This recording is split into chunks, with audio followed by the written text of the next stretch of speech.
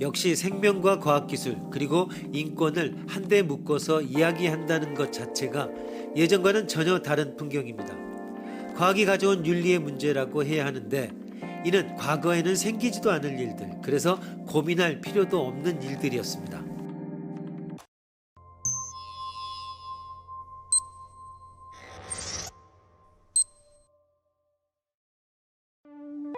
다음에 대해 권리주의자와 공리주의자는 각각 어떠한 판단을 내려야 할 것인가? 태아는 순조롭게 자라고 있다. 그러나 병원 검사 결과 태아가 중증 장애를 가졌다는 것이 판명되었다. 생명에 이상이 있는 장애는 아니고 태어난 후에도 특별한 조치를 취하지 않아도 살아남을 가능성이 높다. 권리주의자는 태아의 권리를 생각해 태아의 살해를 권리침해로서 악이라고 생각해야 할 것이다. 이에 비해 공리주의자는 태아가 표준을 훨씬 밑도는 행복도 실현할 수 없는 인물로 이 세상에 탄생할 수밖에 없는 이상 다시 태어나는 것이 좋다고 생각해야 할 것이다. 그것은 중절을 하고 다른 태아를 낳아 좀 더 건강하고 행복할 인생의 전망을 높게 하는 것이야말로 의무라고 느낄 것이다. 한편 권리주의자도 태아의 권리뿐만이 아니라 그 아이의 탄생에 의해 부모나 주위의 사람들의 생활이 영향을 받아 많은 사람의 복리에 중대한 지장이 생길 수 있다고 생각될 경우는 태아 이외의 사람들의 권리를 우선해 중절에 찬성할지도 모른다.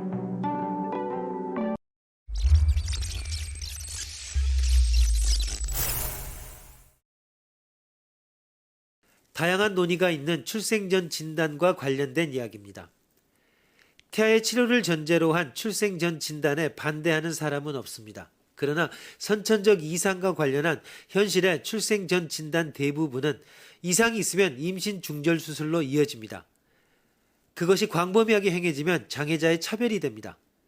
가까운 미래에 염색체 이상에 대해 근본적인 치료를 할 수 있는 전망도 없습니다. 이것이 과학의 현재 상황입니다. 그러면 임신 중절 수술을 염두에 둔 출생 전 진단은 없어질까? 아닐 것입니다. 우성 사상이 사람들의 마음속에 있는 한 불가능한 이야기입니다. 그러나 건강한 아이를 낳고 싶다고 하는 것은 비난하기 어렵습니다. 문제는 이 의식이 건강한 아이가 아니면 안 된다고 하는 의식으로 변환되는 것입니다.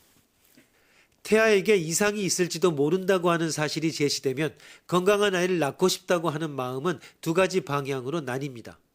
하나는 건강한 아이가 아니면 안 된다고, 다른 하나는 건강한 아이가 아니어도 낳고 싶다고 하는 의식입니다.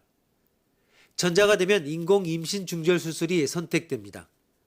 건강한 아이가 아니면 안 된다고 하는 생각은 사실은 건강한 아이가 아니면 낳을 수 없다, 혹은 건강한 아이가 아니면 주위가 낳는 것을 허락해주지 않는다가 아닐까? 이 의식은 친족이거나 회사, 이웃, 그 사람이 자라온 환경이 영향을 미치는 사회라는 것이 아닐까? 이런 상황 속에서 자신과 아이의 진정한 행복을 생각하는 것이 자기 결정입니다.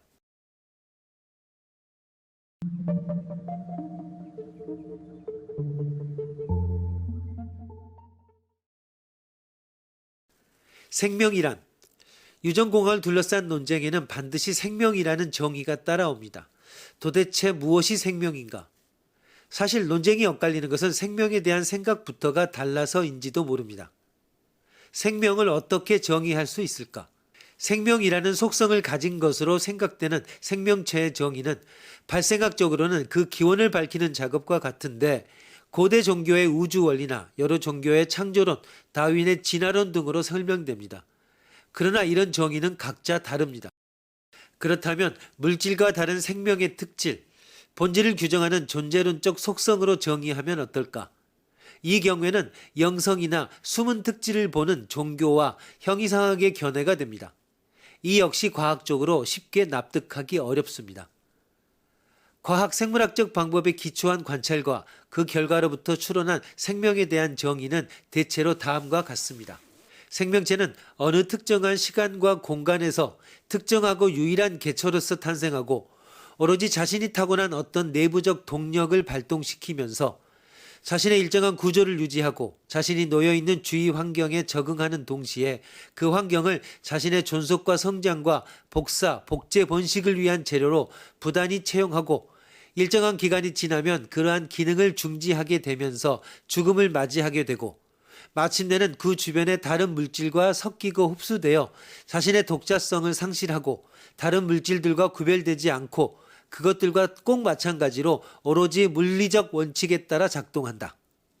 생명에 대해서는 이런 과학적 정의를 내리는 노력이 있는 반면 철학적 또는 종교적인 정의를 활용하는 경우가 많습니다.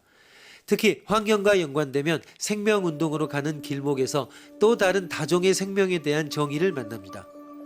어떻게 보면 정의가 말하고자 하는 내용의 대부분을 담고 있다고 해도 과언이 아닙니다.